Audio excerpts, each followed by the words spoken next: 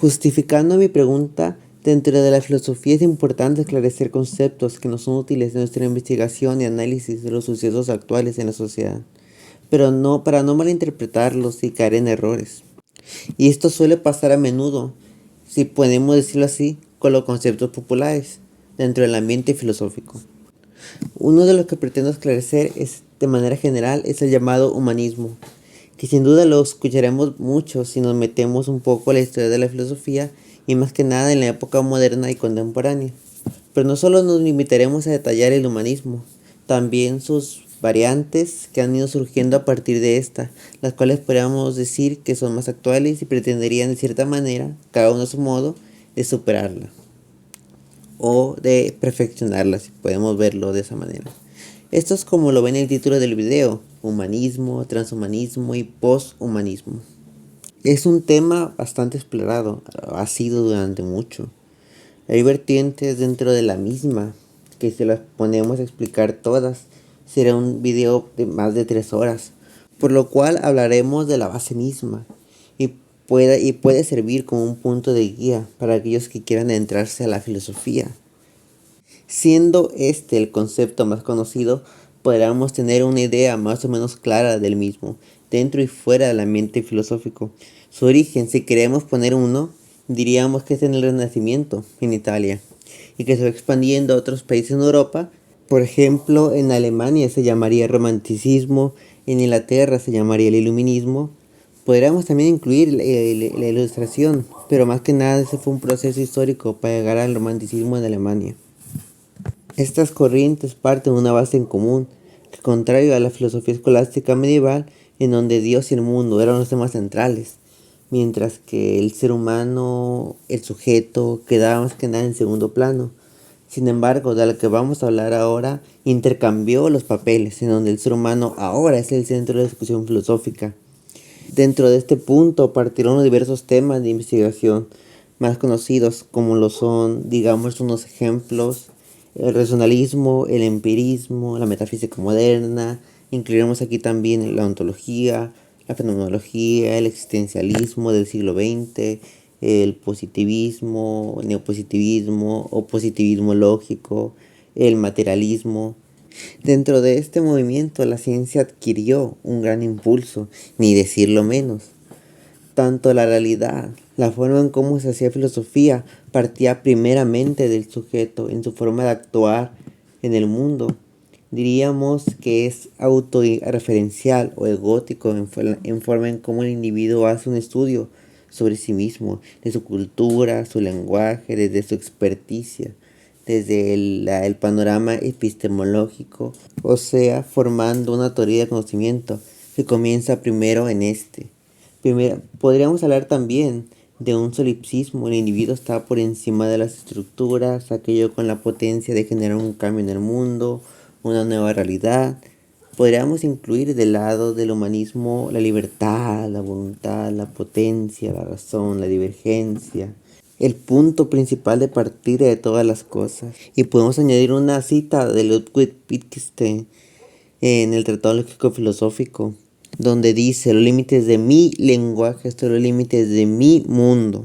Y siguiendo en algunos casos, aquel con la suficiente autoridad de someter a la naturaleza con propósitos pragmáticos y utilitaristas, la proclamación de igualdad entre todos los seres humanos. Y hablando de esto, podríamos incluir a la filosofía feminista de este lado. En los 70s en Europa, específicamente en Francia, donde la fenomenología y el existencialismo comenzaron a entrar en una cierta crisis, lo cual hizo que en ese tiempo, por parte de Claude Lévi-Strauss, surgiera el estructuralismo. El ser humano, digamos, dejó de ser el centro del estudio para quedar en segundo o tercer plano, en donde no solamente está el sujeto, sino las estructuras que rigen a este. La historia, la cultura, la sociedad, diversas jerarquías de poderes se ven ahora desligadas del individuo. Es una filosofía de la exterioridad, no dando las cosas por hecho o dadas para nosotros poder percibirlas o interpretarlas.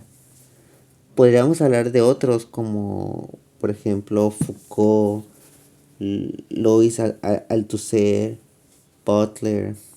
Aunque bueno, en Marx, con su materialismo histórico, ya estaba dando los inicios de una filosofía más enfocada al aspecto político, económico, ya más estructural.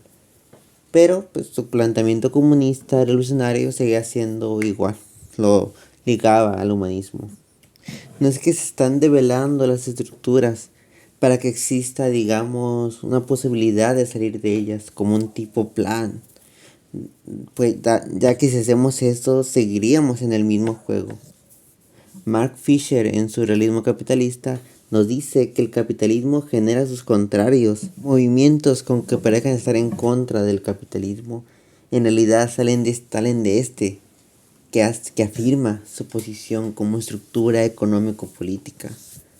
Trata el humanismo como conservador, ya que éste da por sentada convenciones de algo que se transgiversa, que se degenera, que es intervenido, que es perturbado, que no da una libertad como de expresión, de ser, por fuerzas externas, las cuales nosotros, si no levantamos una posible no sé, revolución, una posible no llamada, ¿no? Expresar nuestro, podemos cambiarlo.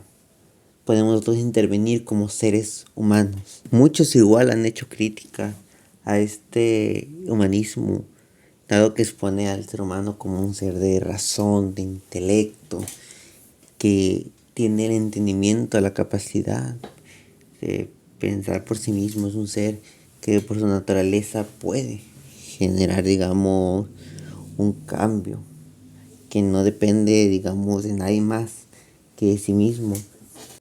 Es por esto que el humanismo se plantea, para ver más allá de esto, lo que es el humanismo. Los dos últimos que nos acaban por explicar se pueden entender de manera más sencilla, aunque siguen guardando una amplia profundidad.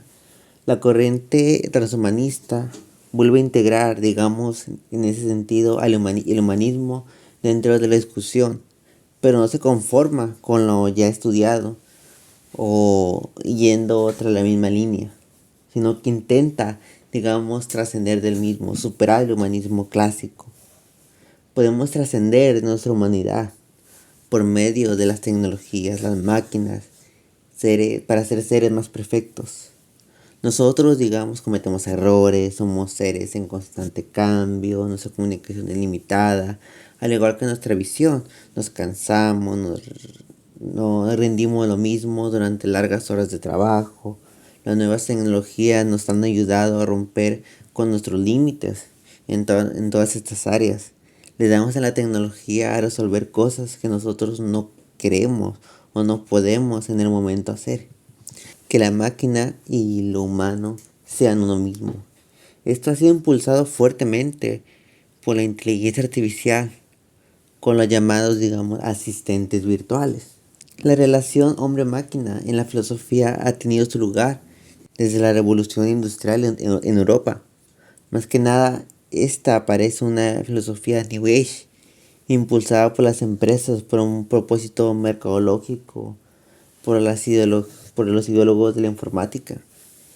Al hablar de que es impulsado por las empresas, ya no solo estamos hablando refiriéndonos al capitalismo como lo entendía Marx, sino más bien de un tecnocapitalismo, abrazando los nuevos avances tecnológicos, arriesgando las barreras de lo humano y la máquina, la tecnología, en donde lo virtual se está viendo cada vez más lo real. Han habido discusiones críticos alrededor de este pensamiento. Con críticos me refiero a filósofos con vena humanista que han resaltado los riesgos, las incertidumbres que hay detrás de todo esto. Pero podemos hacer una pregunta y tenemos que hacerla. ¿Es la mejor manera de introducir nuevamente el humanismo? A diferencia del antihumanismo, esta postura ya no solamente deja al ser humano, al individuo, al sujeto en segundos de tercer plano.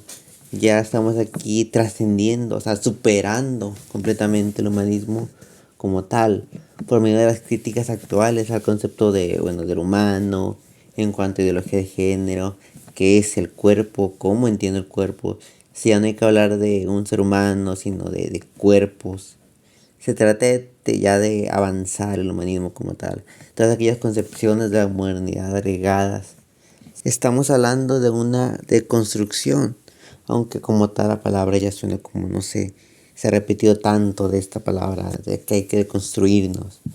Pero no solamente desde esta postura, también a otras como por medio del realismo especulativo, como Harman, en donde establece la antología plana, y en Miyazou con el hipercaos. Hablamos de una realidad que está fuera del sujeto, ya no es por medio de este, ya no depende de este, sino que se ve inmerso entre los objetos que conforman el universo, sino solamente uno más de ellos. Podríamos pensar que el humanismo es una barrera que nos impide ver la realidad material. Y como conclusión, claramente, cada uno de estos puntos se puede profundizar en un video propio, pero como planteamiento es lo bastante decente para comenzar, ¿no crees?